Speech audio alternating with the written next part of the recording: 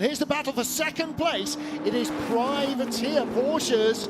It is Julian Andlauer ahead of Will Stevens. We ride with Will in the number 12, Hertz Team Jota 963. Yeah, as we're watching these two at battle, almost 45 minutes into this race, the gap from first to 18th as we're looking at this potential place, under 40 seconds. This is tighter than you thought it was, I think, Graham, before you started that, because Will is massively on the attack here. He looks to go to the inside, and he's going to get the job done here on the harder tyres, don't forget. So the same car platform, the Porsche platform, but two different tyre compounds that we're looking at. And maybe now this is why we're seeing the harder tyres coming into play. Will defends the inside. See, this is great driving between these two. Will Andlauer try and go around the outside? No, he doesn't.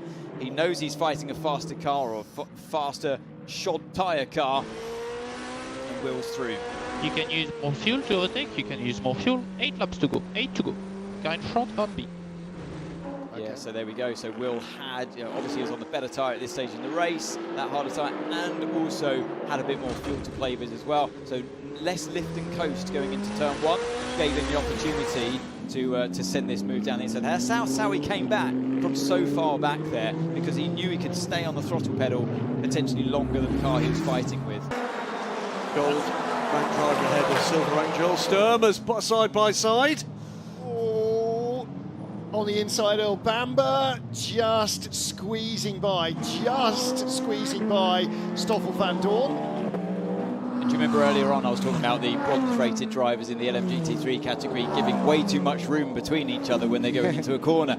And that's why, the pros, especially in the hypercar category, you're talking millimetres sometimes, and they do this in the straight line to try and gain a bit of slipstream advantage, the side draft. But that's the precision that we're all used to driving to. We won't mention Spa then. Nice fighting. Spa. Cadillac. Oops. Sometimes it goes wrong. But From on board with Earl. Feints to the left, goes to the right, goes to the inside, almost goes to the pit wall. Yeah, so you want to try to open up the corner as much as you can, hence trying to get as close to the car on the left-hand side. And Stoffel obviously trying to make his work as hard as possible. And Kobayashi continues to fight the BMW. It seems pretty much impossible for the Toyotas to overtake the BMWs. Oh, and that was close. You just about stayed on track there, didn't you? I was watching those white lines, and Nick Nielsen, was pushed right to the edge of the track, and I think we have to give him that one. Mirko Bortolotti in the Lamborghini, elbows out. Proper elbows out, but I think he felt like he had done enough, and that he had probably would have pushed Nick Nielsen completely off the track to make that overtake, but I reckon, I'd like to see that back again. I'm pretty sure he kept at least one piece of rubber touching one of those white lines, and therefore he's still within track limits, but only just. I was about to point out when we picked up the shot, two Italian brands battling for last. Watch the white line, watch the white line. Does he go right over it? No, he doesn't. Left front was in contact with the white line at all times. Yeah. Amazingly judged. Got back on track before the boards, the braking boards or the Goodyear signs to the right-hand side. Look at this. You go to the inside, you've got to go to the inside. And there's your white line, it's the braking marker boards. He just avoids. Don't want to take them out, but yeah, great stuff. And number 12, Norman Nato. Sorry, the number 12. Drifts a little wide, Norman Nato under braking. Under pressure from Michael Christensen. Yeah, so both cars here, both Porsche and Toyota have the speed over the Jota in front. And I'm assuming that they've got a tyre advantage, having listened to Will Stevens' interview. He's saying, look, it will come back round to us later on in the race when we're the ones on the fresher tyres. But right now, he's under attack from particularly hard-charging Michael Christensen. And Kobayashi desperate to make up for lost ground. Yeah, they've been up the ladder and down the snake a couple of times, number 7 Toyota. Fourth isn't going to hack it, is it, at this point? Needs to be by these two, and then off in pursuit of James Gallardo leading this race. It's the win or nothing to give him any chance of the Drivers' World Championship. The 50 car, meanwhile, which is the other car in points contention, that's as we stand. Look how for close the it is. Manufacturers' Championship. Yeah, 13 points in it. Toyota need to make up ground. Yep. obviously, as the clock ticks by, and running out of time to do that. Still 4 hours and 43 minutes to go. You start seeing more and more desperate moves like that one from Kobayashi. Sends it down the inside of the GT car mid-corner in turn 13. It's a move maybe you wouldn't have seen if he wasn't in this vulnerable position right now, and he goes down the inside. Another desperate move from Kobayashi, not desperate but decisive, and gets the place there. A brilliant move by Kobayashi. I think what meant was a cracking move from Kobayashi. A typical Kobayashi move. It was That's what I wanted to say. brilliant. I mean, that's exactly what he did to Julian Andlauer and just tucked him up, or what Boemi did. But he took advantage, didn't he, when the Porsche got held up by that GT car. He was suddenly right on him, and boom, straight through. Yeah, that memo did not go through a drafting stage, did it? Another lock up there from Norman Nato, just in front, and there was the pass. And it was you could see that move under the braking from it's this moment right there. He's moving in under the braking zone, which a driver never likes to see, but Kobayashi handled it well. And, so Christensen opened the steering, and then opened it up afterwards.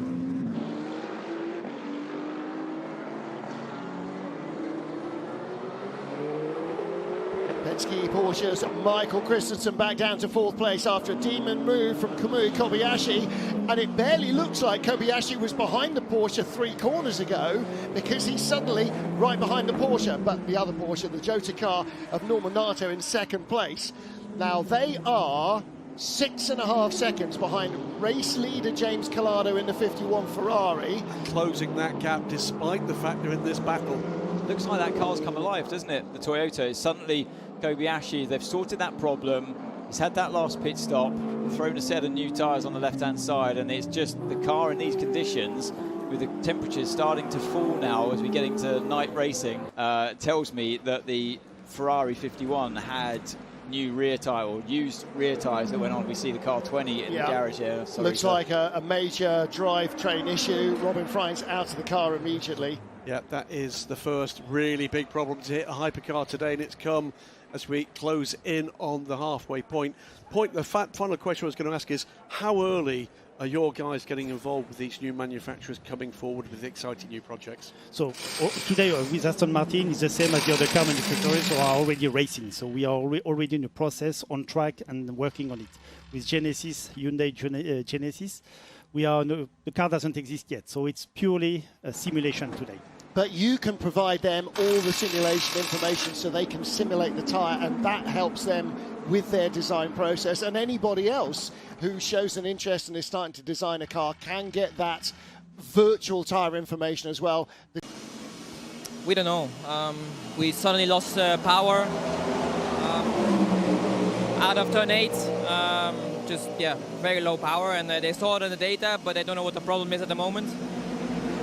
Obviously, we were on the run, overtook Hartley, and I was closing into Norman.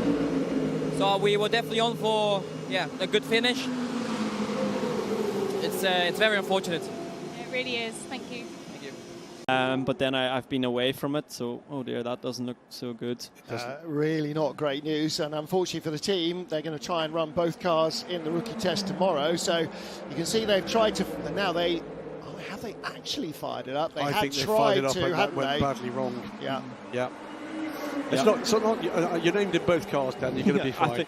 At the moment, I don't want to jinx anything, but I think I'm supposed to be in the 15. So that's bad news by the look of it for the number 20 car, and that does look to me to be end of days for that one. Family. Oh, trouble for the Mustang. It's on fire. And that's a big fire. It is very much on fire. Now that is a bank of cylinders, I would suggest, that has gone AWOL in a hurry. And it is just revving its little heart out. Fire from both side pipes briefly. In the end. And this might be our first major intervention. Virtual. Boris Fauzi, our assistant race director, on the radio there. I'm not quite sure what they're going to do if that does really take light. That is. He is not by a Marshall's extinguisher Stand by point. for virtual safety car at 1927. Virtual safety car at 1927. Right, and virtual safety car means we will then go to safety car. Absolutely will. Virtual safety car in 30 seconds. So if you're not familiar with this process, we'll take you through it just briefly. That's exactly what Juncadella wanted, wasn't it? Safety car. 20 seconds to virtual safety car.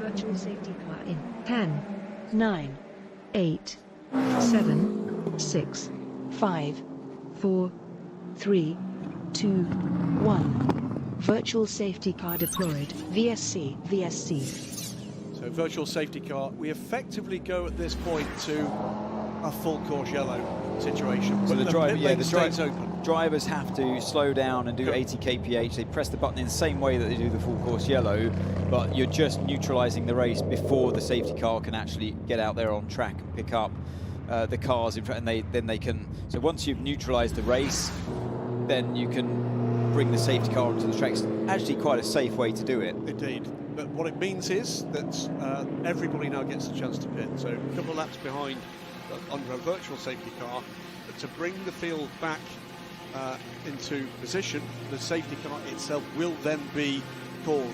And at the moment we see on the screens that the safety car has been deployed, the pit lane entry will close. Yeah, those will happen simultaneously, but it does allow everybody at least to have a chance to pit. And then, of course, we have the option for pass-arounds to make sure that in the safety car queue, any car that is in the queue in front of its category leader doesn't lose a lap, effectively. It gets waved round to the back of the safety car queue. And this is one bank of cylinders just absolutely revving its heart out. That's why you're getting these huge sheets of flame coming out. Fire, big fire under the engine bay. Yeah, it's let go in a big way. And actually, I think that's the first dramatic engine failure since Ferdy Habsburg's Alpine let go at Mulsanne corner in a monstrous 1980s Formula One turbo style blow up. We've said it before, it bears saying it again, albeit in the wake of disappointment here for the Mustang crew. One of the big changes we've seen through this era. At the tail of that top six is the other Vista AF Corsa car of Davide Rigon. Watch for Charlie Eastwood here in the Corvette, the yellow Corvette versus the Porsche here. Where do you go, Charlie? To the outside. You're going to use the braking zone, the line, the racing line. And for the lead, Rahul Frey around the outside of Alex Riberas. And the Aston Martin who shuts the door again. And the Iron Dames lose out. Rahul Frey over the curb, so Ferrari goes through. Here comes the Corvette. Here comes the second Ferrari, and the Manthey EMA car shooting out backwards. Vista AF Corsa Ferrari suddenly all over the place. They've gone up to second and third, and now they're going to go by the Aston Martin for the lead of the race. Absolutely sensational. Few hundred meters, totally threw all the names up in the air, and they've come down in a completely different order. Rahul Frey took the position, ran wide. Wow. And then the Aston Martin regained it. There's Ferraris and the Corvette back into the mix. Ferrari's back up to 1-2 in GT3. Absolutely astonishing half a lap. The 55 Ferrari leads from the 54 Ferrari. They were third and sixth in this queue at the beginning of the lap. It was like watching a go-kart battle, wasn't it? Cars were everywhere, and it still continues down towards turn 11. The McLarens are getting involved as well, and we had, just around the outside, but runs too wide there. That's Nico Costa going through. Will calm down when they calm down. Charlie Eastwood up to third. The Iron Dames down to fourth. United up to fifth. There's the Heart of Racing that started the lap in the lead. And the Iron Dames have got a drive-through penalty. And so too the 87 car, which probably doesn't matter too much. Esteban Masson in the sole surviving Lexus. That's two drive-throughs for Esteban Masson in 2 laps. Oh my goodness, is all I can say here. And it still isn't settling down. That's what safety cars do for competition. 3 factory drivers lead the way now. It is Alessia Rivera in the 55 Ferrari, Davide Rigon in the 54 Ferrari, and Charlie Eastwood in the TF Sport Corvette, number 81. 1, 2, 3. And of course, we've got different variety of drivers, gold graded, platinum graded, silver graded. So it's not just the tyres, it's not just how the cars were performing and the drivers have kept the heat in the tyres. And suddenly Manthey EMA starting to come back, Manthey Pure Racing rather, starting to come back into it. As we ride on board with Alex Riberas, this car led a lap ago, and Riberas is currently down in, I don't know where, so far way down, 10th place. It's down It's down to 9th, puncture. Left rear puncture, surely. That's it. And that's the end of the championship. Never mind a drive-through potentially for car number 6. 50 has to win. It's like the number 7 Toyota. That's down to 12th. So 18% energy remaining for the leader, 17% for the number 6 car, and that's it. All over for the number 50. So that contact where Malaysia got sideways, just enough to snag the tyre. I'll add into the mix, by the way, there was some fairly significant debris on the racing line at the point of that impact. Yeah, it was unfortunate. It was so unfortunate for Nielsen there, wasn't it? As Malaysia, it looked like the move was on, and that's why the team were congratulating him at that moment. Oh, it's really going to start flailing around here and damaging the wheel. So Malaysia looked like the job was done, but he lost the rear of the car, and then because he slowed down in losing the car, the Ferrari had nowhere to go, so tagged him, and almost Buemi got involved as well. And yeah, there's Lapierre trying to explain to Mick Schumacher exactly what happened. And the dive planes off the Alpine, that's the debris that was in the road. There's also a tyre carcass now on the run down to turn 14, out of turn 14. I think it's very likely we're going to get another caution here. Yeah. I think if we don't go full course yellow, I will be surprised.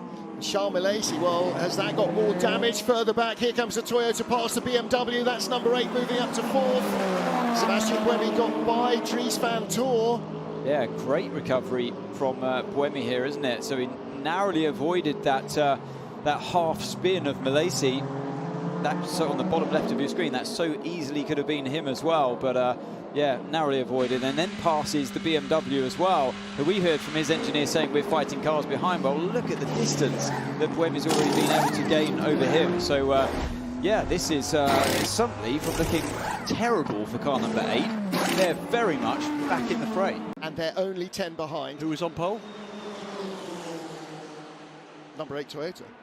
So it was a 9-point gap. Either way, if the Toyota wins ahead of the Porsches, they take the manufacturer's title. Well, that means this pit stop is super critical for car number 8 and for car number 6, and then nose to tail as they come in. That last lap around alone for Buemi, the last time lap they had done, was 8/10 faster than the race leader. We said this wouldn't be done. We said it wouldn't be done. This is astonishing stuff. It's never over, especially with Toyota.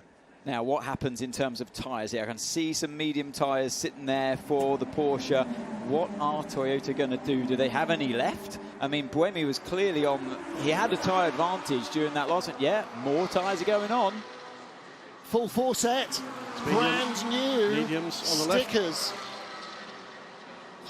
They changed the inside first. That is a full set of 4 for the number 8 Toyota. They've gone by. This is all guns blazing to win the title. This is everything on black. Toyota, well, Porsche betting everything on red, but suddenly you're absolutely right. From a car that was struggling with this intermittent brake problem that doesn't seem to have recurred, number 8 Toyota could end up winning this and snatching the manufacturer's crown from Porsche. Looks to me like there was 4 tyres for Laurens Vanthoor, 2 tyres only for Sebastian Buemi. They've taken the track position, but there's an hour to go. This is going to be epic. Yeah, but look at the smiles in Kevin Estra's face in the Porsche Penske Motorsport garage. Hypercar coming by the Ferrari was going to push him way offline.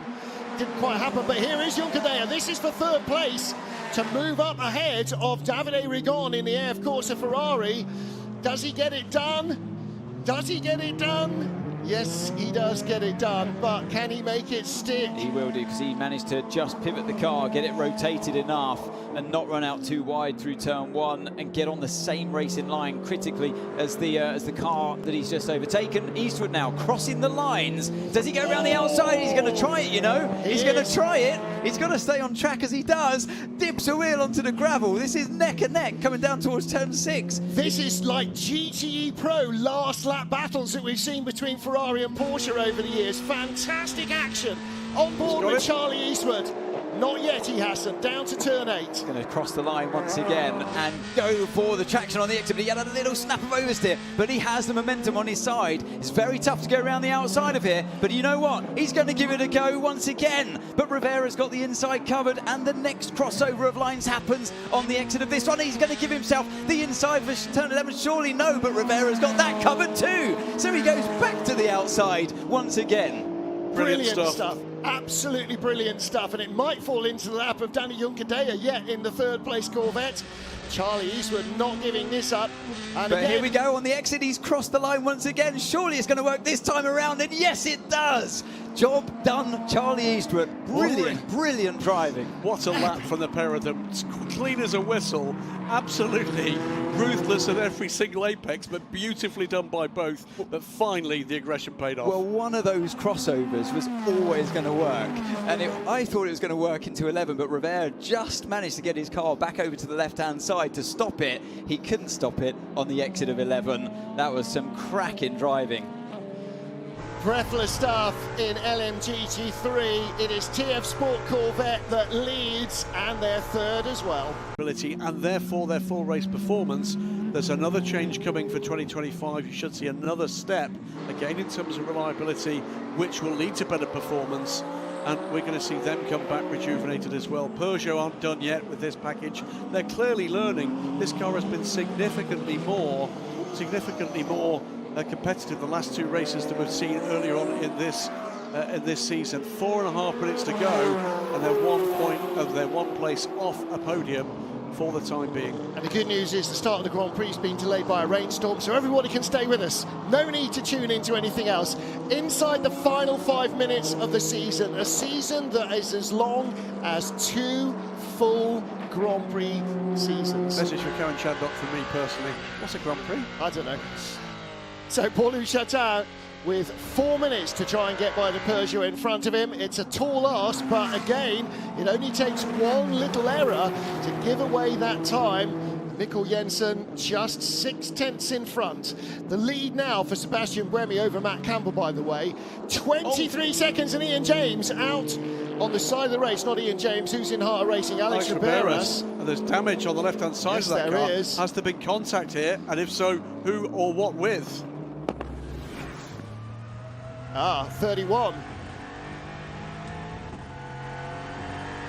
So the 31 BMW is Augusto Farfus.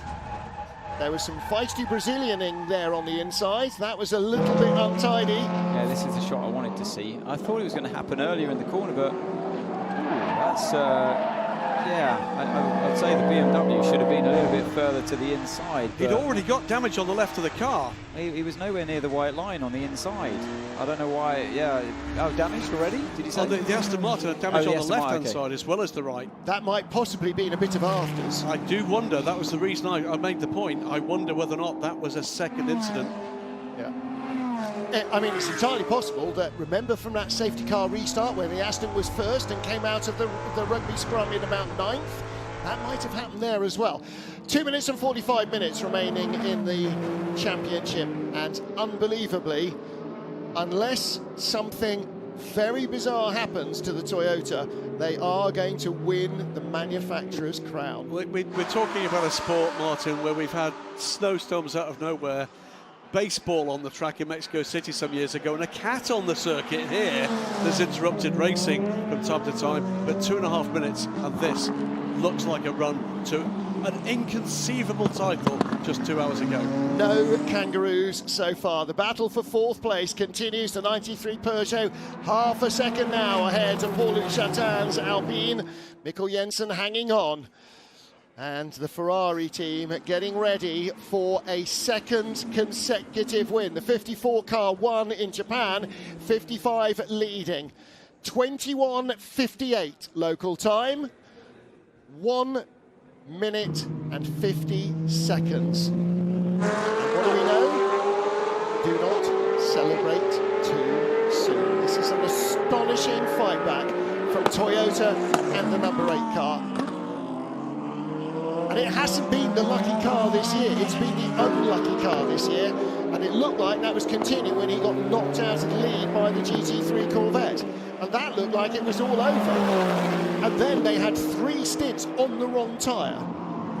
No question, on the wrong tyre, at least compared to what everybody else was doing, and they were lost ground, and still they came back. They certainly made their life difficult today, but I mean, not all of it through their own fault, like the Turn 1 incident, but yeah, certainly being on, well, I call it the wrong tyre at the wrong time, I don't know, but it seemed a bit out of place with what others were doing, but certainly once they got onto the same tyre as pretty much everybody else out there, and to be fair, when Buemi got back in the car, it really came alive. We may have a change looming here for second place, because all of a sudden Antonio Giovinazzi is right on the tail of Matt Campbell. Okay, Sebastian Buemi is out of the final corner and he crosses the finish line to start the last lap of the race. There will be 1 to go at the stripe for these guys. 7/10 of a second in the battle for second as well. Which are we going to watch? Let's watch the Porsche Ferrari battle for second. Drive through for Augusto Farfus for that contact with the 27 car. So that will be commuted to a 30-second additional penalty. Here's the battle for second.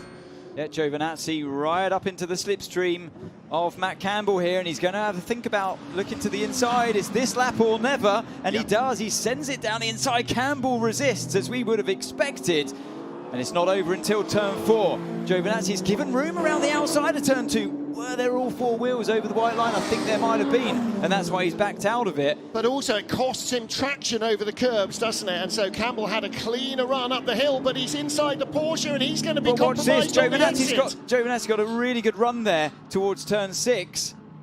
This is not over on this lap, is it? Campbell couldn't run wide because the Porsche GT car was in the way. Giovinazzi coming down the hill around the outside. Fantastic stuff, up into second again. Really good stuff there. There's nothing left on the rear of that Porsche, is there, until he lost the rear going through turn 6. And Giovinazzi capitalised. He sensed it happening, went round the outside of 7. That was really respectful driving between the two of them as well. A little bit of contact, but you have to expect that just door to door, but nothing too over-aggressive. And they gave each other enough room, in my opinion, at all times. And as a driver, you'll know, and I'm sure that Giovinazzi knew what was happening. Absolutely. Final lap, final corners of the season, and it is Toyota who are going to claim their 8th consecutive win, their 9th out of 13 races here in Bahrain, and they take the manufacturer's title. Unbelievable scenes. Unbelievable. The number 8 Toyota wins in Bahrain. Toyota continue with that streak of success, and they are the manufacturer's champions.